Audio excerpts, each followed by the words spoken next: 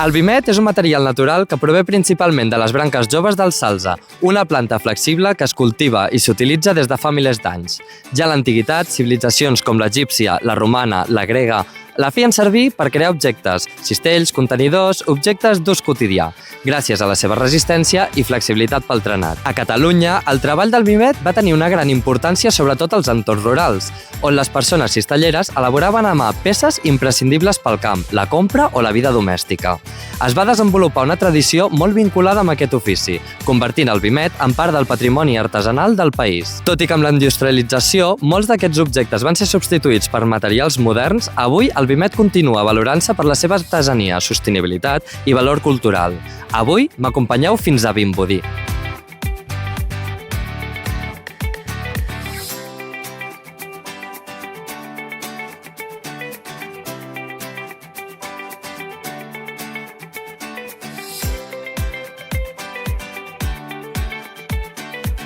Aquí coneixerem a l'Anna, el seu ofici, la seva història i per què és una emprenedora.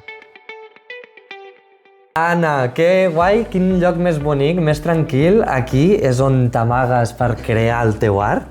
Això és la Sínia i és un dels racons on me poso a fer cistells. Al poble et coneixen per l'Anna de la Sínia. Sí, perquè quan vaig aprendre cistelleria jo vivia aquí. Llavors la gent sempre era l'Anna de la Sínia, Anna de la Sínia. I quan vaig començar amb els cistells vaig dir, doncs mira, Anna Sínia.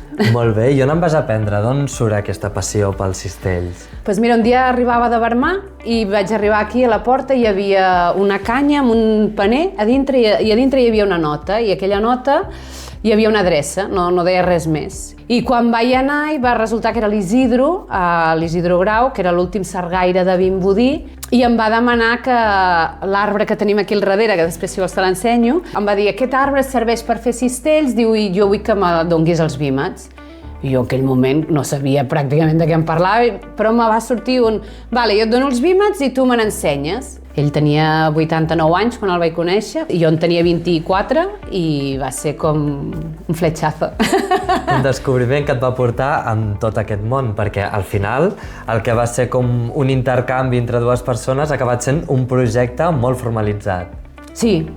Clar, jo quan vaig començar a anar a aprendre cistells amb l'Isidro mai m'hauria imaginat arribar al punt en el que he arribat, no? O sigui, era com l'excusa per anar-lo a veure, no? I ara, clar, amb el temps, a poc la cistelleria em va atrapar. I a més de les peces que podem veure per aquí que pots vendre, ara la mestra ets tu.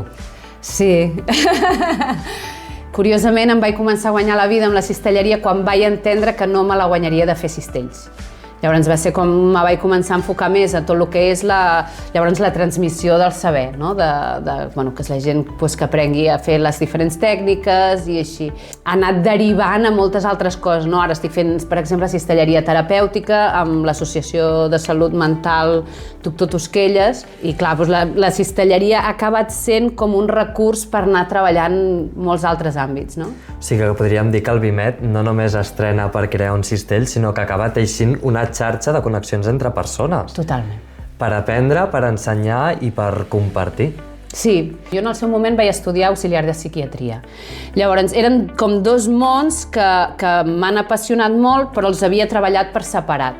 Llavors, quan vaig poder juntar-los, per mi va ser brutal, no? Perquè m'ha ensenyat que la cistelleria realment és una eina amb la que em permet fer com una transformació social, no? D'incidir en les persones de manera positiva per donar des de qualitat de vida a que ells aprenguin a valorar, a veure un esforç, una evolució, un no judici, un gaudir, no? De la vida, en el fons. I el vimet és un tipus de material, entenc que n'hi ha més, també els treballes? Hi ha altres plantes, hi ha moltes altres plantes, i una que també m'agrada molt és l'esbarzer.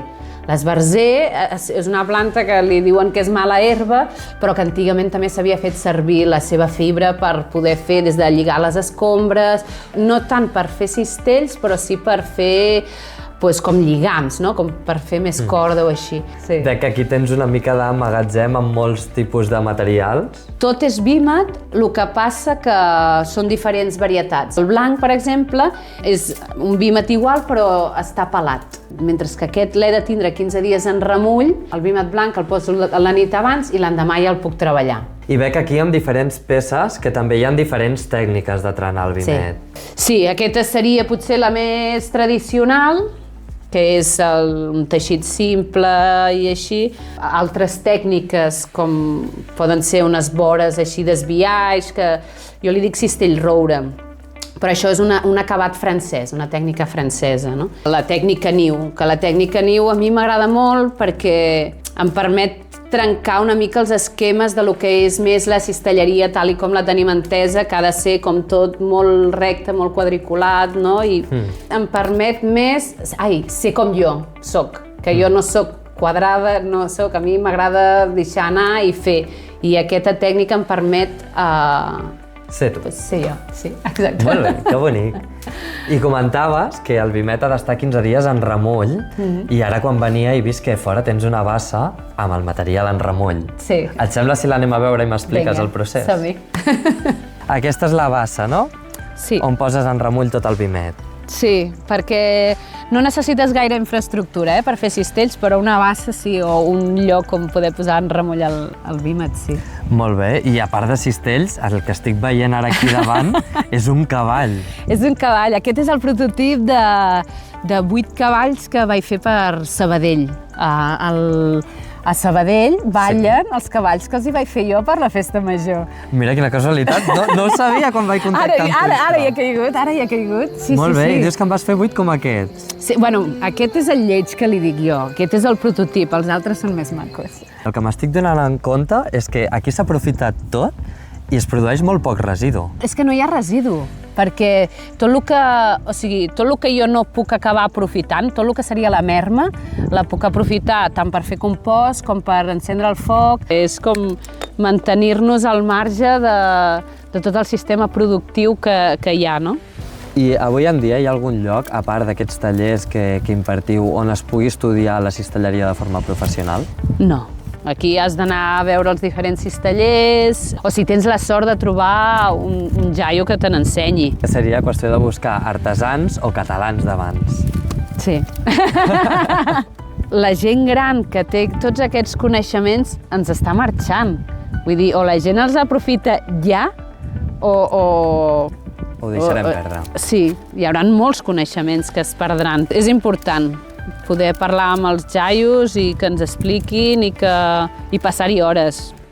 Exacte, a més de les tècniques, ara d'aquests valors. Sí, perquè és això, és que no deixa de ser una manera de viure i d'entendre la vida, no? Que no sigui només fer cistells.